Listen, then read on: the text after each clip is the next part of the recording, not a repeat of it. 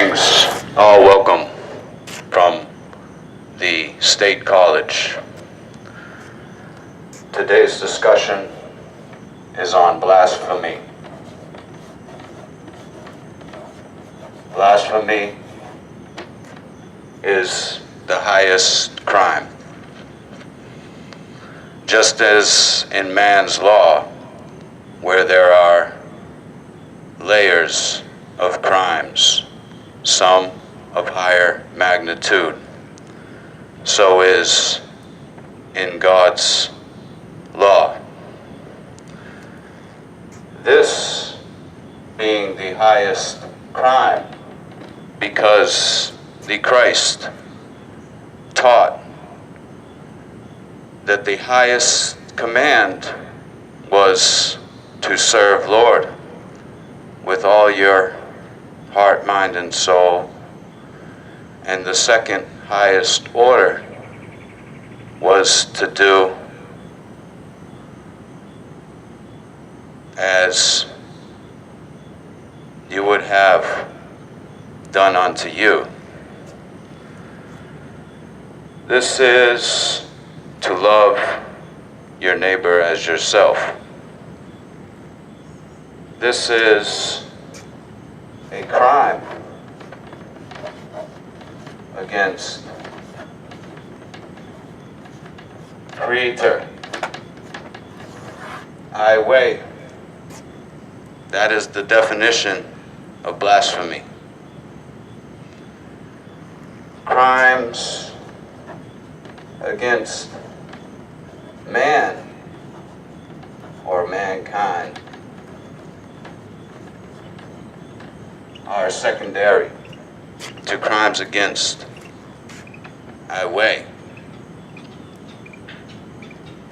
Now, you may be wondering, if blasphemy is the highest crime, then why don't we hear about it? Why is nobody going to jail for blasphemy? Man has his own way, his own plan, made in his own image.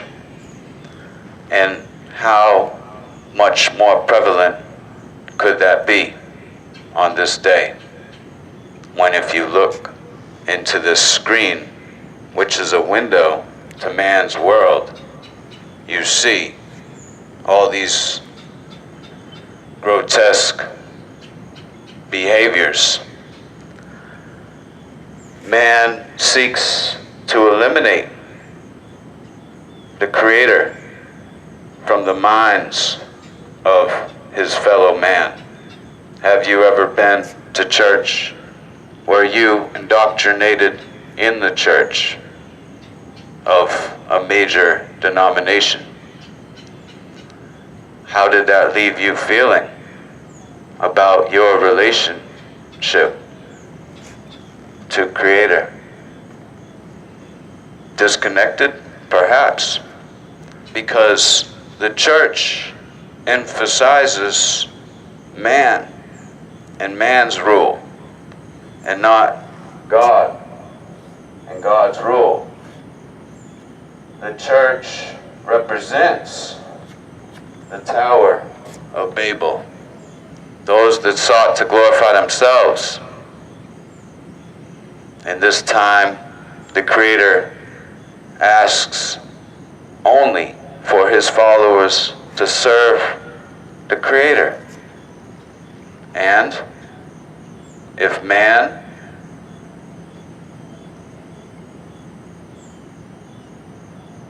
chooses not to serve the Creator, then how shall man subject other men to the same sorry state? When you look into the screen and you see people ejaculating on the cross, these are the highest crimes, punishable none other than severe death. And yet, with man's rule, man has placed his own flesh, the creation, above his own maker, the creator.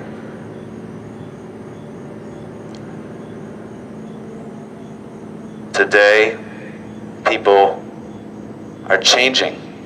They're changing their appearance. They think they're something other than they are. This is because of confusion. What else would it be? Some of these folks think they're one thing today and they think they're another thing tomorrow because they have no foundation. They're not grounded. They know not of the love of Christ, and they certainly know not of the love of man. They might think they know what love is, yet they have been fooled. And time will tell, because they are never brought permanently out of their state of misery.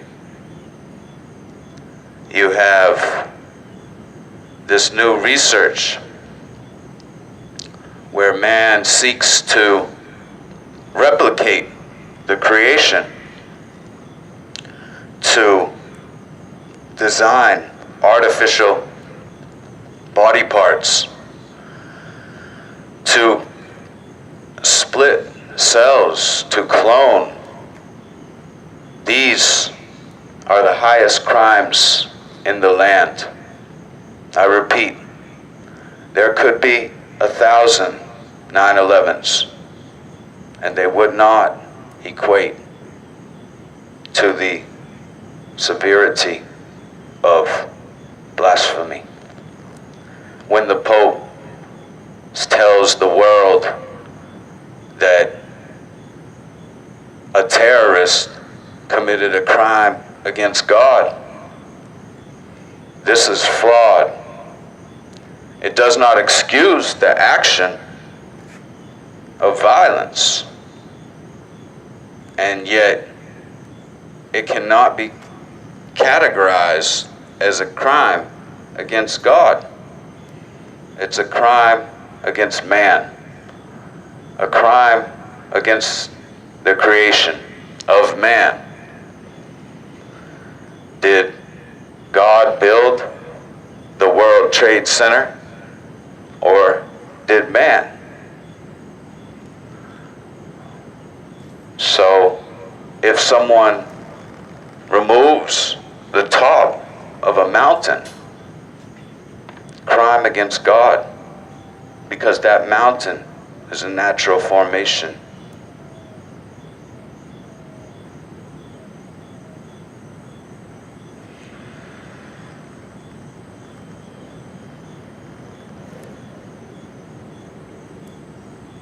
When we speak, must be careful when we use the word I, as in when we use the Christ name, because even the third command being given to not take Lord's name in vain. When you hear people say OMG or JC, these are blasphemy. This is blasphemy. It is spread sometimes through Hollywood, movies, television. And this is the way that people learn to speak, because they deem it acceptable, that they will gain the acceptance from others if they speak in a like manner. Yet it reflects the amount of consumption of that content that is unhealthy. When educated people hear this talk, they know that that person is consumed. And many of them laugh because it fulfills their agenda to enrich themselves. This shall be shunned when a person says, Jesus Christ, you can ask them, are you a believer? Do you know the commands? Do you know the significance of using that word in that way? There's no time for superstition. The words may be used, yet use them worthily.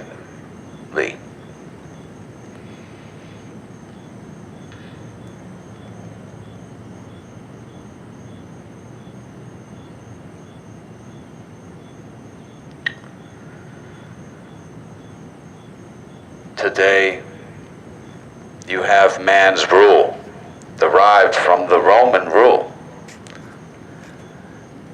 This is a form of paganism. Paganism is also referred to as polytheism, the worship of many gods.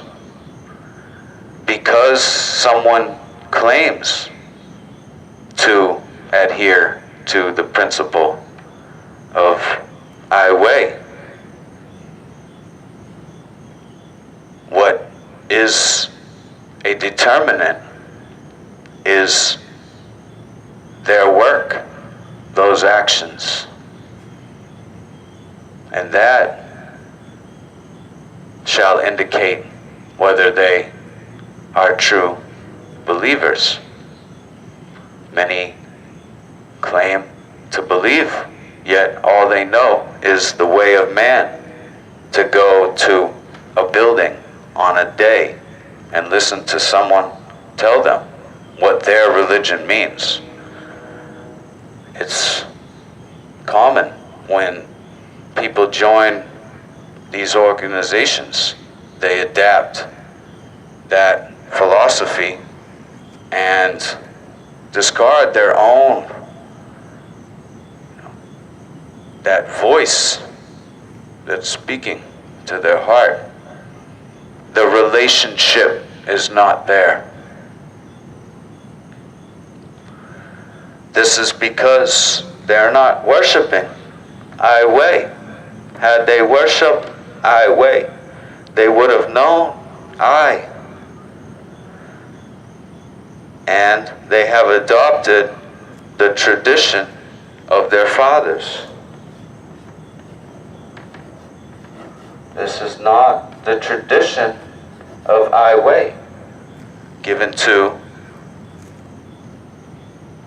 our fathers, even Moses and the Christ. Because Lord spoke unto those who followed, and man neglected to hear because he chose his own way, his own tradition, that Christ called the commandments of men.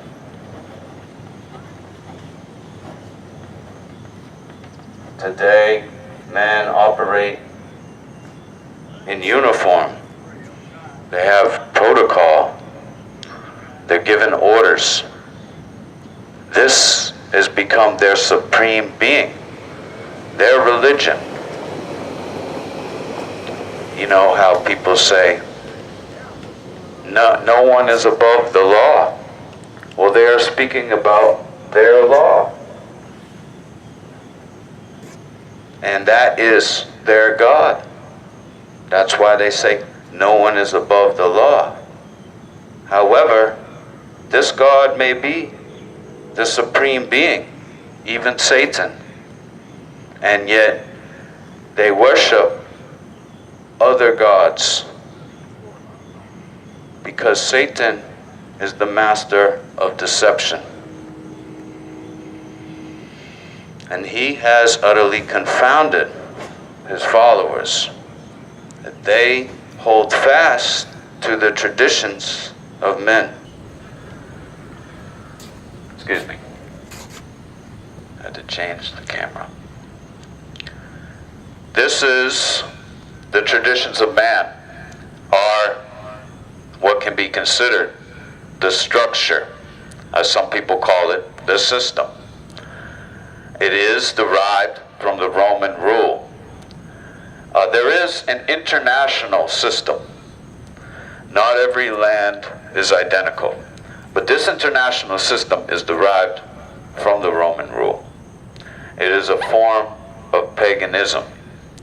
If you research history, you will know.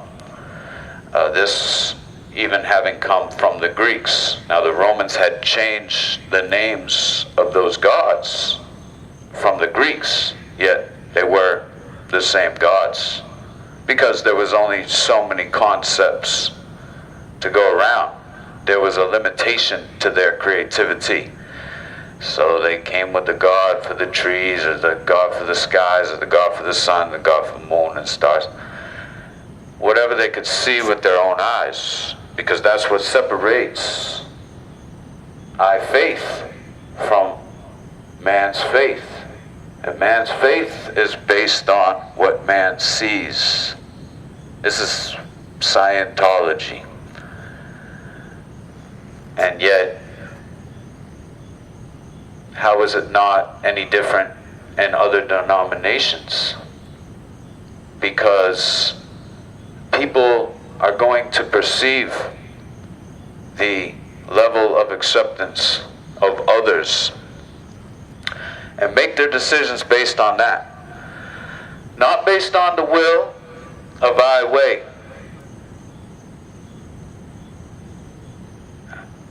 Even the Christ had gone into the temples to speak to the people. And this was seen as extraordinary, that others were not willing to do, except they be of that structure. And that being the Pharisees and the Sadducees. The Sadducees were professed unbelievers, as many of the scientists may be today. It was necessary for them to be unbelievers because they were the most wealthy. So to justify their own crimes, they adapt their philosophies. And that is why man seeks to eliminate the philosophy of God, the foundation. When they set these panels, even from the Roman rule, as the Senate had existed in those days, they seek to move the populations of the earth in a direction. And this is away from Creator. In the scripture, we are taught that this is towards what is called the beast. And what is this beast? Well, if we learn from the teaching of the Christ, we will know there was a separation between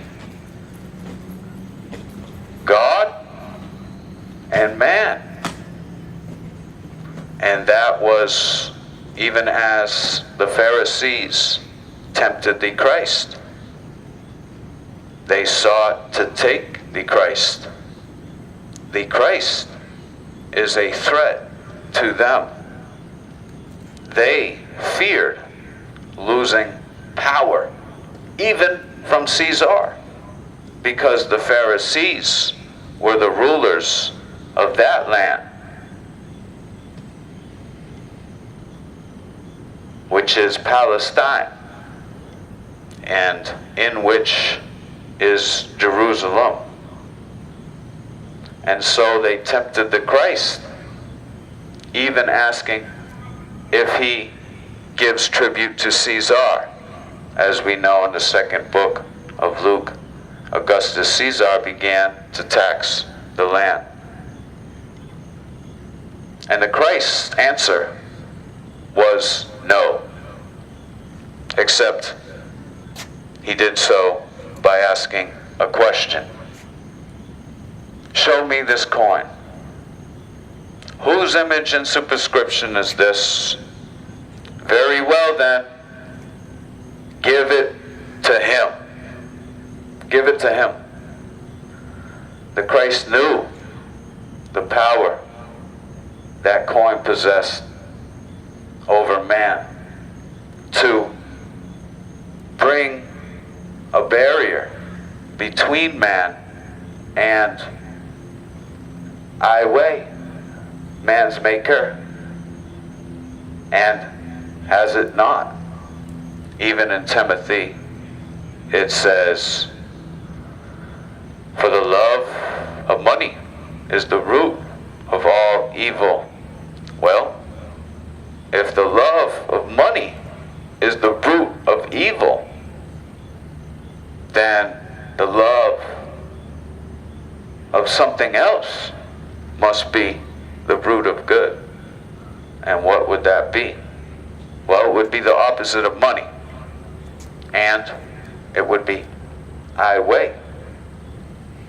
Because even the Christ had pointed to the face of the oppressor, Caesar. Because the Christ knew this was a phenomenon that man began to worship himself. And it done through by imprinting his image on his idol. Idols are a form of paganism. The pagans are confused to thinking that God is something they make to see. But this was part of the occult practice to make those subordinate believe that their higher, powers, and this isn't the ordained, this spoke about in Romans 13. This was a false higher power. And the way that they did is by make pretend, an illusion. It was a form of magic. Even the tower itself, what would be the incentive to have it built? To see the room at the top. And today, people seek access to the rooms above them. That's why they're willing to suck on man. So they can get up, is what they believe is up. The secret that the world classes don't want you to know is there's nothing up there. They got there and they were more bored than they ever were. They are no longer satisfied. And what is better than being content, at peace?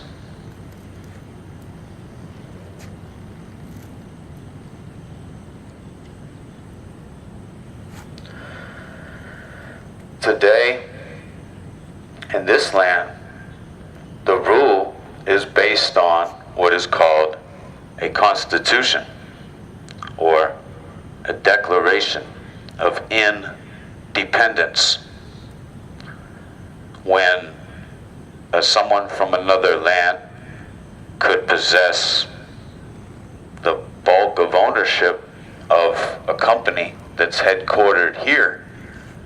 There is no freedom, from external rule. It's an international rule of law.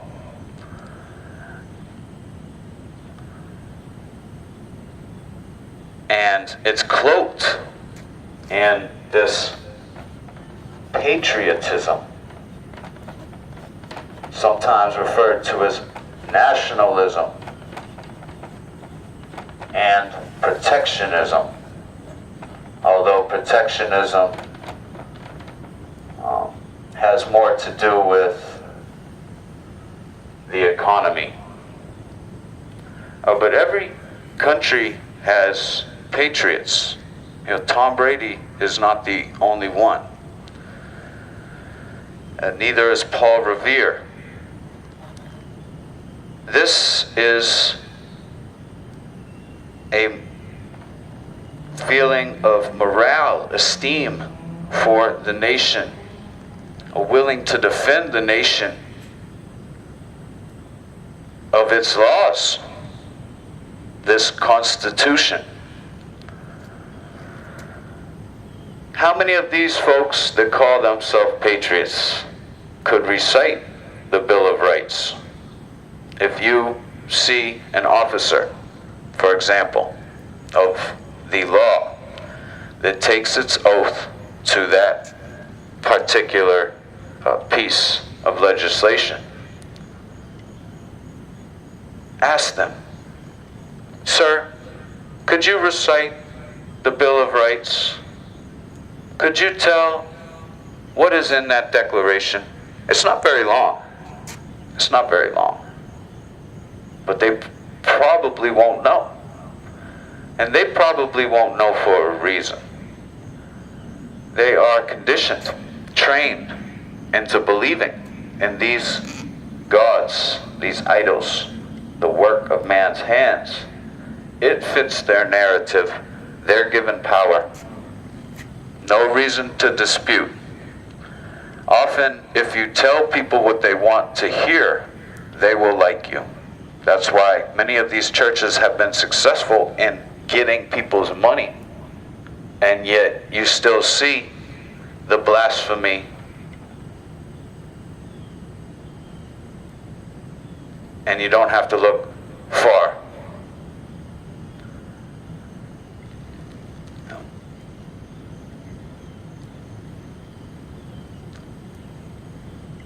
People, those true followers, have duty to protect the Father, for who else will?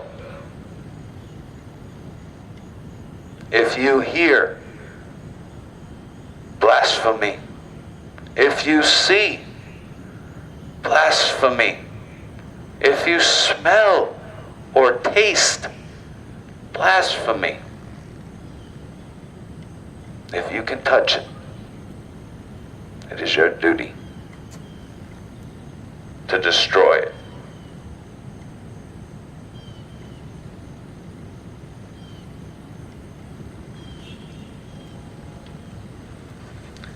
And destroy those idols that give it power.